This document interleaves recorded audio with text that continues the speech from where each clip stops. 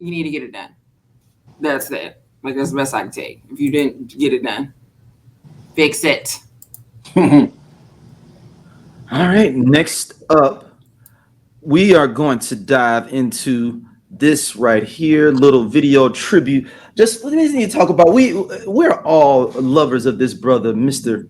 MC Hammer, but we give him a hard problem in our community of just forgetting him, and he did a lot. So here we go. Everybody knew that I had 200 employees. It wasn't no secret. So what you think? I was paying them in hamburgers? Somebody was paying that payroll. I was doing that. So if you wanted to now say the story is MC Hammer just pissed his money off when you knew that I was employing 200 people from my community, it said more about you than it did about me. We were dying.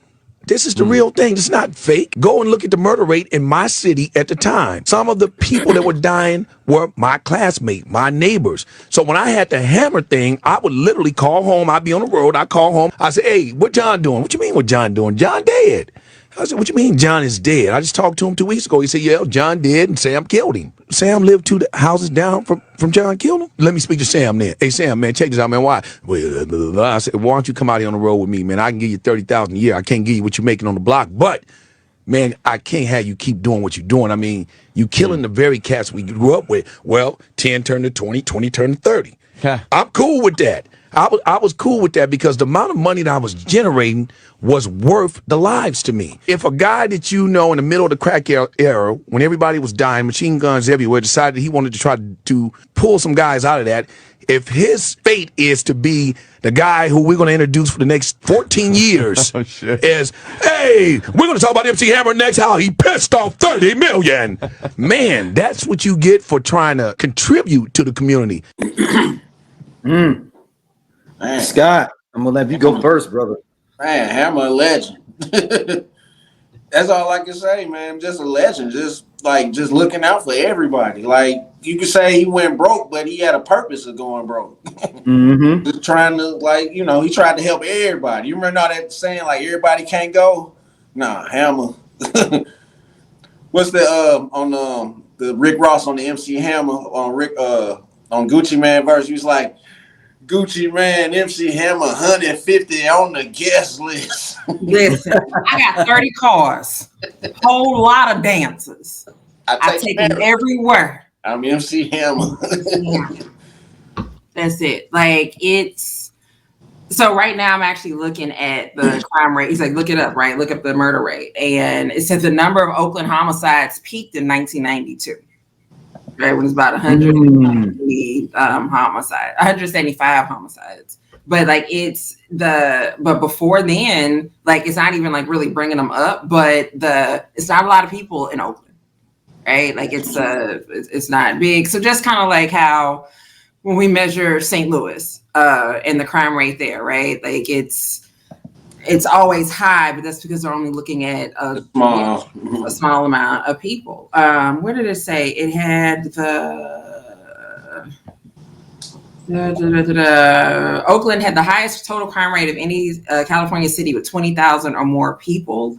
And this is back like in 2012 with 8,587 total crimes per 100,000 residents. Compared to the state. Total crime in Oakland dropped by 41% from 87 to 2012. That's because MC Hammer was employing them. That's why the crime. That's what messed up the whole thing. Right. He's trying to rate jab. But it said robbery rates in Oakland declined by 60% in the 7 years between 93 to 2000. So like I would actually love to see, and I wonder if somebody has actually done the research. They might have. If crime rates were down around that time that he was popular, right? And this is me Googling it right now. If I spent 10 more minutes doing it, I could tell you, but that is interesting. And people do like to bring up that he lost his money, but I think we're getting to a point now where we get past that. Like, yeah, he went broke. Okay. You see why? Right. Like, well, first off, who ain't went broke? Shit. I went broke 2 years ago. I'm broke right now. Exactly. Every five to 7 years, I go real broke. and then I come back up, and then I go broke again. Go broke again. That's what happens, right? So you go through these ebbs and flows, but it's why did he go broke? It wasn't that it's not that he blew his money on bullshit. We know folks who blew their money on dumb shit. How many millionaires, how many athletes, how many millionaires, how many black athletes are broke right now? Because just from the strip club, Stacey, how many people are just broke from the strip club from Magic City? Like, yeah, you got your check, you bought your mama a house, right? Cool. And then you bought your cars, you got your house, you made sure your homies are straight, and then the rest of your money went to the ladies at these strip clubs and Blue Flame, Magic City, King of Diamonds, and the Gold Room, right? And those ladies have now paid their tuition. And they have graduated, and they are now, doctors. And they opened up a studio, a stripper pole studio. Let's not speak about the ladies that get flued out. They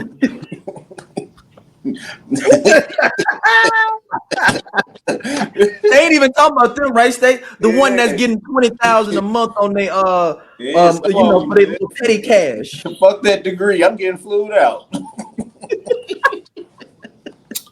Not talking about this nigga play for the Bengals. Oh, I got a winner. Okay, the girls who have spent all year getting ready for All-Star Weekend. We ain't even talking about them and how they are able to afford their lifestyles, right? So spending that money on that, he wasn't spending his money on that.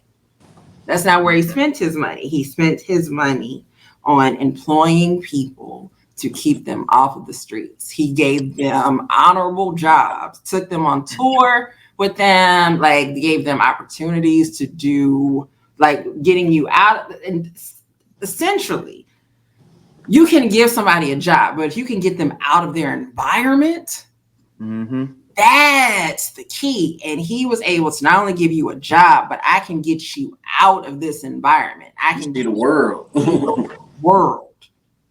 And hopefully with you seeing the world and making money and getting a real W-2, that you will be able to say, I want more and do something with it. And then he goes broke, and those people that he helped. And that's the thing, is like he didn't even blow his money like that on ridiculous stuff. I mean, he did buy a whole bunch of cars and stuff, and he bought the mansion, he bought the nice crib. He bought the big ass crib. He bought some cars. I mean, he did.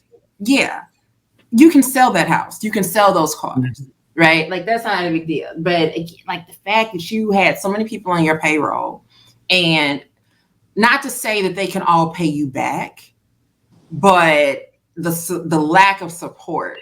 For me is what it is. Like, yeah, if you're paying me 30 grand a year or whatever it is that you're paying me, right? And if you go broke and I'm no longer on your payroll, I may never be able to give you that money back that you gave me, right? But I can still stand by you. I can still support you, or like I can still be your friend. I can still take your phone calls, whatever it is. Because I mean, I got to find a job too. Yeah. You know what I'm saying? So yeah, I think that should be his legacy, is how he was able to help others and put other people on. And have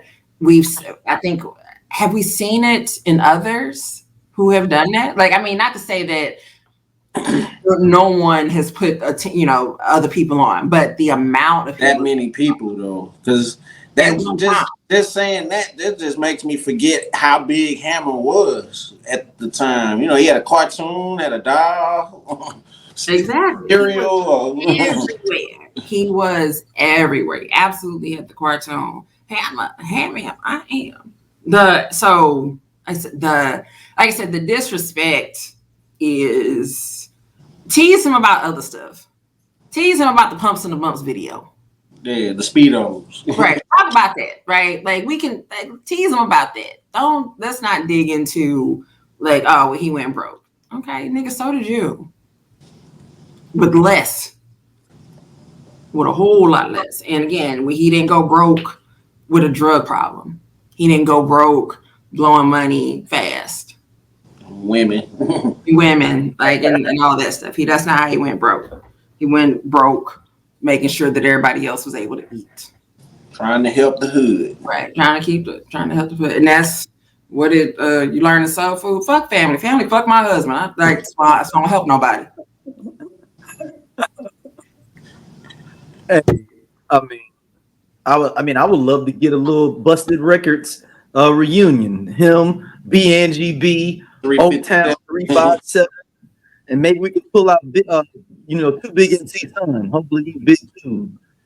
But Hammer does tours sometimes with like those '90s acts. Like, he does. I didn't even know if I could say it. My sister saw him like a couple years ago. It was like him, New Kids on the Block, like a bunch of like old '90s acts, like Tone Loc, stuff like that. Yeah. But shout out to the great. There is I think Tone Loc is coming here. Tone Loc?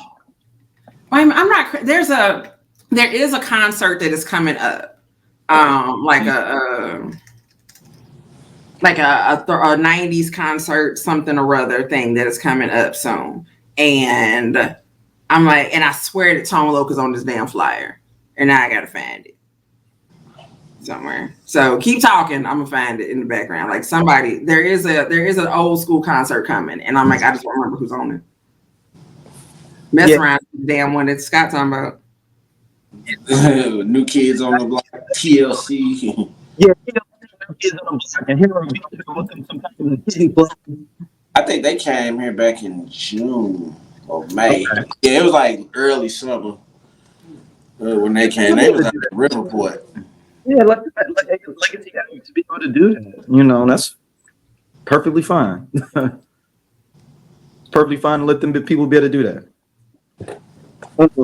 Shout out to BNGB, who she has actually a good source Wikipedia page, considering she really didn't have that many hits. And on here, I don't know who's running our Wikipedia page, but they put on here she dated with Mike Tyson for a year in her profile, in her biography. Did not know that. As I look here on her, her Wikipedia page.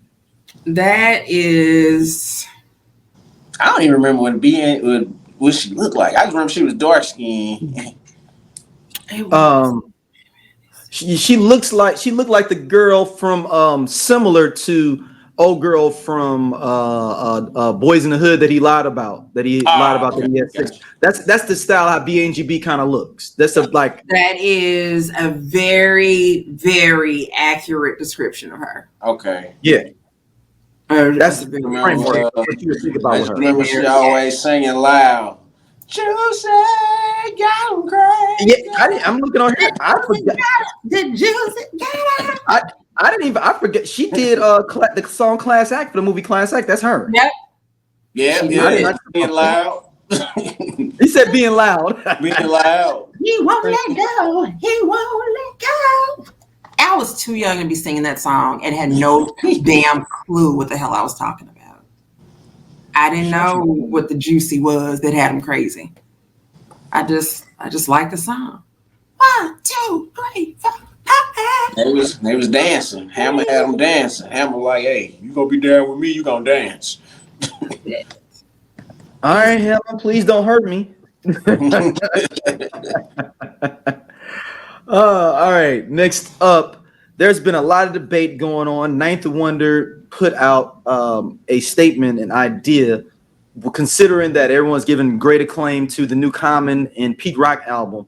Do we need an adult contemporary rap category or a different rap category to separate itself from general rap and hip hop?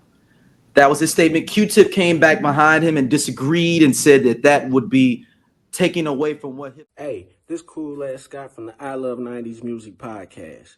Hit that subscribe button right now. Like it on the SOLC network. You finna get all the real deal on the 90s, the 2000s, and the splash of that 80s. Do it right now, man, and I'll be your friend.